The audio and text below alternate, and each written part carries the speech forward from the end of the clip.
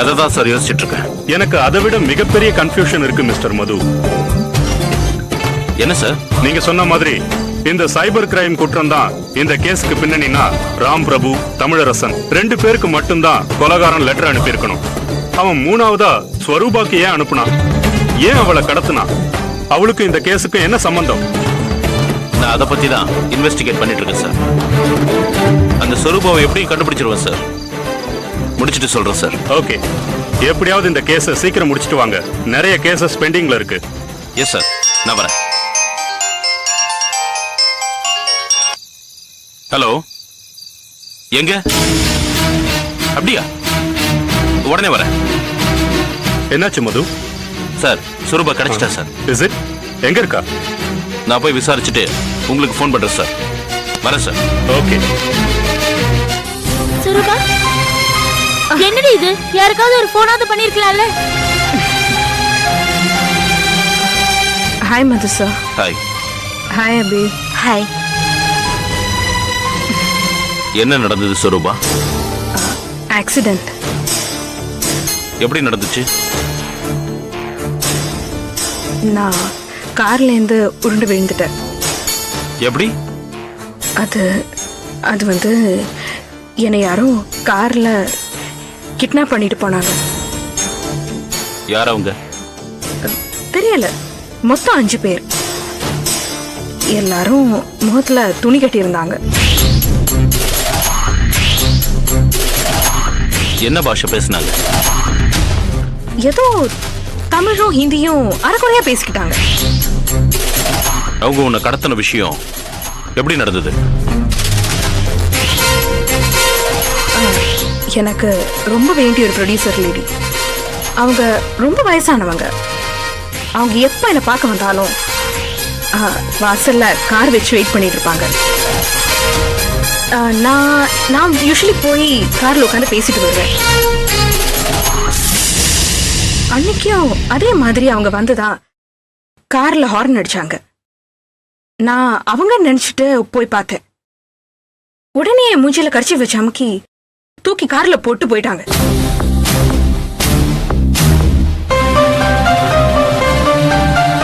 எனக்கு சுய உணர்வு வந்தப்ப ஒரு கார்ல போயிட்டு இருந்தேன். கார் ஒரு இடத்துல ஸ்பீடு குறைஞ்சிடுச்சு. நான் கீழே குதிச்சு பக்கத்துல இருக்க இந்த காட்டு பகுதியில் ஓடி தோ இந்த வீடு முன்னாடி வந்து மயங்கி விழுந்துட்டேன்.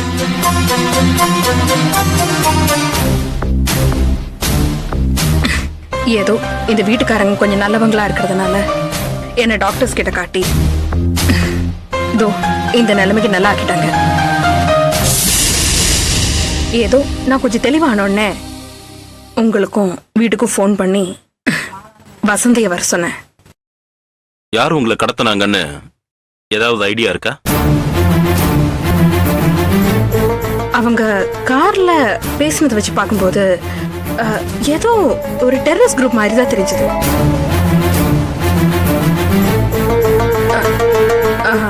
அவங்க ஏதோ ஃபாக்ஸ்ன்னு பேசிக்கிட்டாங்க. எங்கேயோ கேள்விப்பட்டிருக்கோம்ல சார். ஃபைட்டர்ஸ் ஆஃப் எக்ஸ்ன்னு அசாம்ல இருக்கிற ஒரு டெரரிஸ்ட் குரூப்பை பத்தி மேடம் சொல்றாங்க.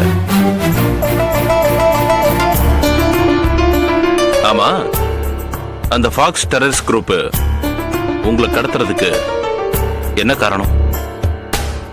தெரியல சார். ஃபாக்ஸ்ங்கிறது ஒரு தீவிரவாதி இயக்கம்னு நீங்க சொல்லிதான் எனக்கே தெரியும். என்ன கடத்துறதுனால அந்த தீவிரவாதி இயக்கத்துக்கு என்ன லாபம்னு எனக்கு தெரியல சார். சரி, நீங்க ரொம்ப டயர்டா இருக்கீங்க, ரெஸ்ட் எடுத்துக்கோங்க.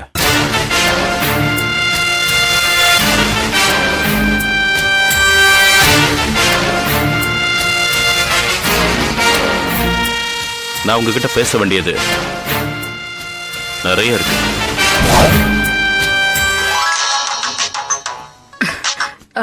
ஹலோ குட்டி, நான் அப்பா பேசுறேம்மா. அப்பா, அப்பா உங்ககிட்ட நான் எத்தனை தடவை சொல்லியிருக்கேன் உங்க போன்ல இருந்து என் போனுக்கு பண்ணாதீங்கன்னு. ஹலோ ஹலோ,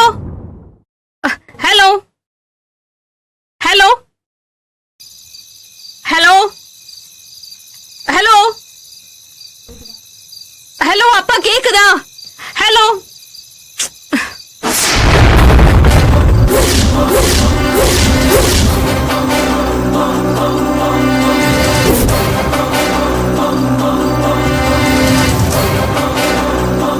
அப்பாவும் பொண்ணும் நேருக்கு நேரம் பேசுறதை விட்டுட்டு இப்படி போன்ல ஏன் மறைவா பேசிக்கணும்? குட்டி அலை சொரூபா யாருமே இல்லாத அனாதன்னு சொன்ன நீங்க டைரியில மட்டும் உங்களுக்குன்னு ஒரு குடும்பம் இருந்ததையும் அது பாதிக்கப்பட்டதையும் தெளிவா எழுதியிருந்தீங்க. என்ன மிஸ்டர் மது, அங்க சுத்தி இங்க சுத்தி இப்ப நேரா என்கிட்டே வந்துட்டீங்களா? என்ன என் டைரியில எழுதின என்னோட பர்சனல் விஷயங்களை நீங்க எப்படி படிக்கலாம்? போதும் சொரூபா நடிச்சது.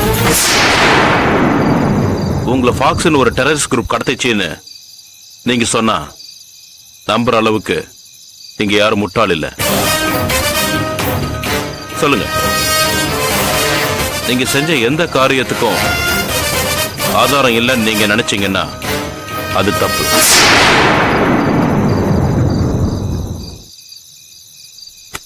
ஏன்னா உங்க அப்பா எனக்கு எல்லா உண்மையும் சொல்லிட்டாரு.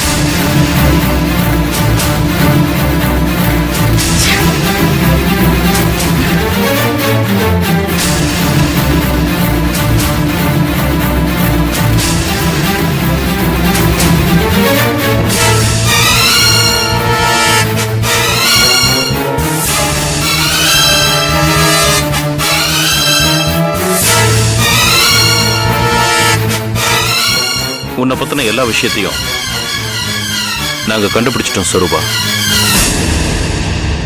நீ வெறும் நடிகை மட்டும் இல்ல, L&O அப்படின்னு ஒரு தீவிரவாத இயக்கத்தோட மெம்பரும் கூட.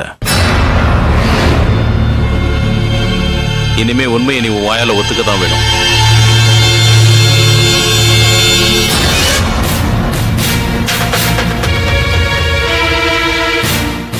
L&Oனா என்ன? லா அண்ட் ஆர்டர் அப்படின்னு ஒரு இயக்கமா? போலீஸ் பாஷையில அது ஒரு இயக்கம். எங்களை பொறுத்த வரைக்கும் அது ஒரு நட்பணி மன்றம். என்னைக்காவது ஒரு நாள் இந்த நிலைமை எனக்கு வரும்னு எனக்கு தெரியும். ஆனா இவ்வளவு சீக்கிரமா இது வரும்னு எனக்கு தெரியாது. உங்க இயக்கத்தோட சாரி உங்க நற்பணி மன்றத்தோட ஆக்டிவிட்டிஸ் என்ன?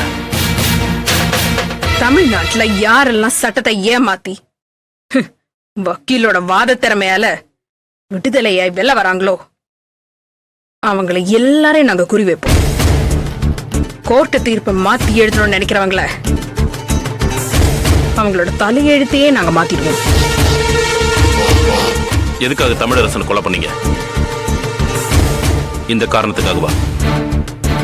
பொய் சொல்லாதீங்க சொரூபா. உங்க தம்பிய, அவ மனைவிய, ரெண்டு பேரையுமே தமிழரசனும் அவனோட நண்பர் ராம் பிரபுவும் கொடுமைப்படுத்தி சாகடிச்சிட்டாங்க. அதுக்கு பழிவாங்க தானே இந்த கொலைகள்? எங்க நற்பணி மன்றத்தினால நாங்க இதுவரைக்கும் செஞ்ச நல்ல காரியங்கள் 15. எல்லா விஷயத்திலையும் நான் அவனும் பாதிக்கப்படல. நாங்க அந்த மாதிரி விஷயங்களை செய்யவும் மாட்டோம். எங்க சுயநலத்துக்காக எங்க இயக்கத்தை நாங்க பயன்படுத்த மாட்டோம். சொந்த குடும்பம் பாதிக்கப்பட்டதை மனசுல வச்சுதான் நீ தமிழரசனையும் ராம் பிரபுவையும் கொன்னேன்னு எல்லார மாதிரியும் நானும் நினைச்சிருப்பேன். உன் டைரியை படிக்காம இருந்திருந்தா இதுவரைக்கும் 15 கொலைகள்.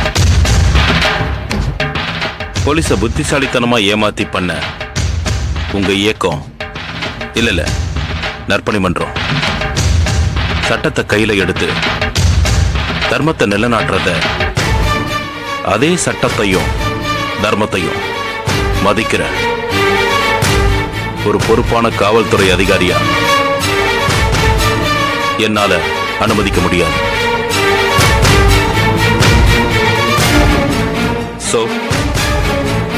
You are under arrest.